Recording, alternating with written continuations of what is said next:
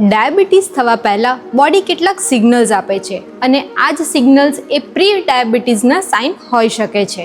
સૌથી પહેલું, જમ્યા પછી પણ જલ્દી ભૂખ લાગવી. બીજું, વારંવાર તરસ લાગવી અને ફ્રીક્વન્ટ યુરિનેશન થવું.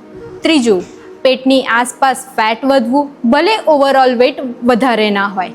ચોથું, દરેક સમય થાક, લો એનર્જી અથવા બ્રેઇન ફોગ ફીલ થવું. અને પાંચમું, નેક, અંડરઆર્મ અથવા બોડી ફોલ્ડ્સ પર ડાર્ક પિગમેન્ટેશન હોવા, જેને એકેન્થોસિસ નાઇગ્રિગન્સ કહેવાય છે.